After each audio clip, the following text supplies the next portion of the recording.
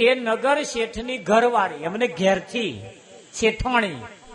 ધોન રાખજો હો, અહીં આપણે બે સજોડમાં બેઠા છીએ એટલે આપણે નંબર આવે પાછો. બેનોએ ધોન આપવા જેવું છે. આ નગર શેઠને ઘેરથી શેઠવાણીએ ચા લઈને આવ્યા. ચા લઈને આવીને જીવનને પેલો પાલો ને રકાબી બે આમ હાથમાં આલ્યું અને હાથમાં આલીને નગર શેઠની શેઠવાણી એવું બોલ્યો કે જીવન કે વાહ, તારે જીવન પુરુષ હતો, પણ પુરુષ હતો પણ સ્ત્રી જેવું જીવન જીવતો હતો. જેના માથાના વાર પાછળ ઠેક આટલે અડે એટલા લોબા વાર હતા અને કારા કારા કારા આમ રેચક ઉડીનું આંખે વર્ગે રેશમ જેવા. બોલો, એ નગર શેઠની શેઠવાણી આ જોયું અને શેઠવાણી અંજાઈ ગઈ. અને દાસી જીવન જે પટોરું ઓઢેલું ને એ બહુ કિંમતી, દાસી જીવન વખતે અતિ કિંમતી. એમ એ નગર શેઠની શેઠની 4-5 પેઢીઓ ચાલે છતાં શેઠવાણીએ એવું પટોરું કોદાર નહીં જોયેલું, એવું પટોરું દાસી જીવન નાખેલું. શેઠવાણી એટલું જ પૂછ્યું, જીવન તમે તો ભગત કહેવાવ છો, આના ભગત ને કે છે આટલા મોંઘો પટોરો શોભે? બોલો, આટલા મોંઘો પટોરો શોભે? દાસી જીવને જવાબ આપ્યો એટલે તરત રકાબી અને પાલો ટેબલ ઉપર મૂકી દીધો. હવે જવાબ આલ્યા વગર પીવાની નહીં. હા, દુખતા ગુમડા ઉપર કોક ગોદો મારે તો શું થાય? ગુમડા ઉપર કોઈ ગોદો મારે તો શું થાય? વિઠ્ઠલ મહારાજ, અરે દાસી જીવનને પગે માથે માથે પગે આમ જણજણાટી આવી ગઈ. આટલું પૂછ્યું એમ હતું એટલે પાલો ને રકાબી બેન ન્યાચે મેલીને દાસી જીવન શેઠવાણી કહ્યું, શેઠવાણી કે બોલો, આ તમે જે પટોરું પહેર્યું એ કેટલું મોંઘું છે? તે વખતમાં દાસી જીવન વખતમાં કે 5000 નું છે કે છે. તારે દાસી જીવને કહ્યું કે તારા શેઠની તો 4-5 પેઢીઓ ચાલે છે અને 4-5 પેઢીઓનો માલિકની તું શેઠવાણી જો 5000 નું પટોરું પહેરતી હોય તો હું તો મારા અલગ ધણીના અનેક પેઢીઓનો માલિક મારો શેઠ છે અને એની હું ઘરવાળી. આમ કરીને જે કદે વારની મારી આમ ઝાપટ ઘેર મારી જોજો. ખાલી આમ પેલો વારો આમ હતો ને આમ આગળ હતા આમ મારી જે કદી ઝાપટ, મારો શેઠ અનેક પેઢીઓનો માલિક છે અને એની હું ઘરવાળી છું. ના પ્યારું મોઘો? શેઠવાણીને તો આમ રૂવાડો ઊંચો થઈ ગયો મારું. અરે જેના આઢમ હોય, જેની ખુમારી જેના આઢમ હોય કે ના હોય? હા, એની ભીખ માગવાની છે ને. દાસી જીવને કહ્યું હું તો એની ઘરવાળી શું કે છે? ના પ્યારું મોગો તારે એમ કરીને જેમ મારી ઝાપટ. હા, ભક્તિ આપણા આઢમ હોય, આઢમ. ખાલી દેખાવની કરવાની નહીં મહારાજ. અરે ગામમાં કોક ભગત કેવડાવા હાતું તમે બધું કરી છૂટશો, પણ જે જગ્યાએ જવાબ આપવાનો તો આનું શું? હે, તો આનું શું? વિઠ્ઠલ મહારાજ, હા તમે બોલો ને, આમ બોલો ને, એના ઉપરથી ખબર પડી જાય કે તમે હોનાના વેપારી છો કે ભંગારના વેપારી છો. ખાલી બોલો ને, એના ઉપરથી ખબર પડી જાય કે તમે હોનાના વેપારી છો કે ભંગારના વેપારી છો. હા, હોનાનો વેપારી હોય ના બોલવા જેવા શબ્દો બોલે જ નહીં.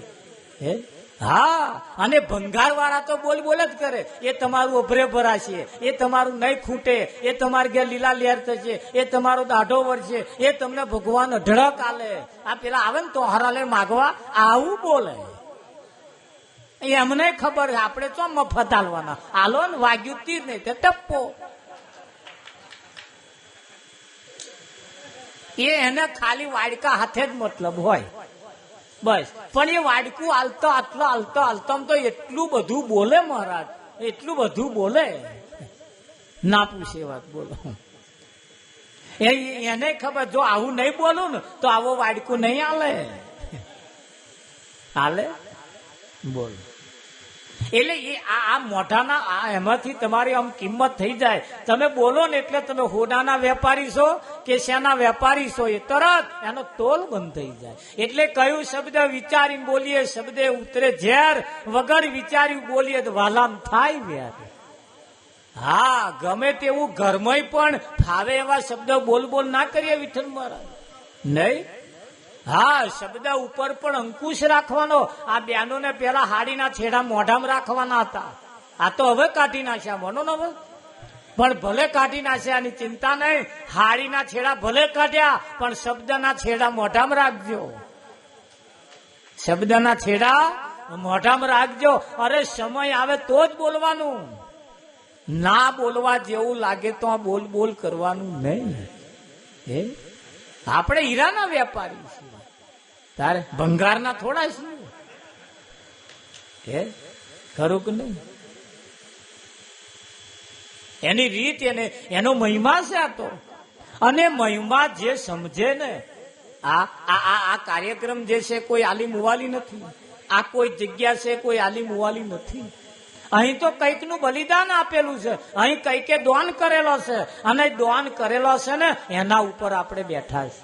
આ તો કંઈકે એની કમાણી અહીં નાખી છે, કંઈકે એની કમાણી અહીં દાટી છે, એના ઉપર આપણે બેઠા છીએ કે નહીં બેઠા? એટલે આલી મુવાલી આ કોઈ જગ્યા નથી મહારાજ. અને એવી જગ્યા જયારે આપણે બેઠા હોય ત્યારે કેટલા બધા ભાગ્યશાળી કહેવાય આપણે કે જગ્યાએ આપણને બેસવાનું મળે. કોની છત્ર છાયા છે તમે જુઓ તો ખરા. ભર ઉનાળો હોય, તાપ લાગતો હોય, ગરમી લાગતી હોય, રેપ જેપ થઈ ગયા હોય, અને એક ઘટાડોર ઝાડ નીચે જઈને બેસીએ ને એટલે આપણને હાશ થાય કે ના થાય? આ એક ઘટાદાર વૃક્ષ છે આ, અને વૃક્ષની નીચે આજે આપણે બેઠા છીએ. બળદેવ, હા, કાલ આવીને એકલા બેસજો, જો મસરો ના કઈ કેજો. પણ જો આજ આવતો હોય એ જોણા આજ અહીં જવા જેવું નહીં. આ મસરાને એમ થાય જો ગયા અને ભગત થઈ ગયા તો આ કડવાના ધંધા બંધ થઈ જશે. એવું સમજી ગયા હવે.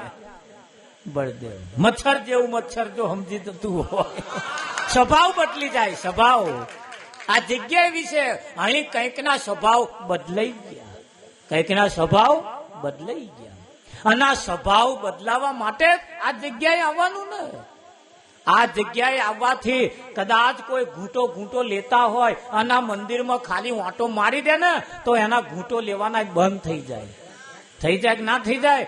હા, પણ અહીં વાંટા મારીને જતો રહે પણ એનામાં કશો ફેર ના પડે ને તેવો બહારનો બહાર જ રખડતો હશે, ખાલી શરીર એકલું મૈફર્યું હોય છે. અને આટલું જો એમના રૂવાડા ઊંચું ના થાય, એમના સેજે આટલો વાંટો મય મારે જો સેજે ફેર ના પડે તો મેર અભાગી કહેવાય, માણસ અભાગી કહેવાય.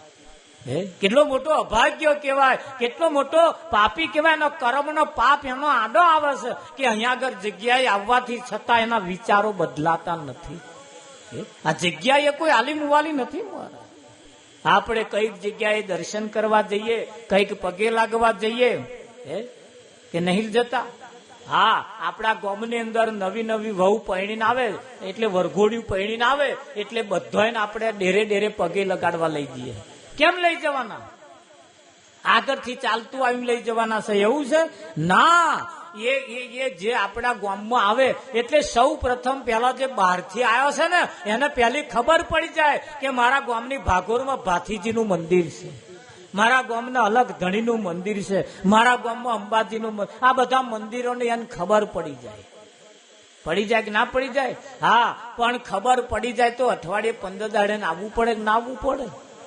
આવે કે ના આવે? અને આવે તો એના વિચાર બદલે. પણ જયારે પગે લાગવા આવે ને અહીંયા આગળ તારે ચોખા લે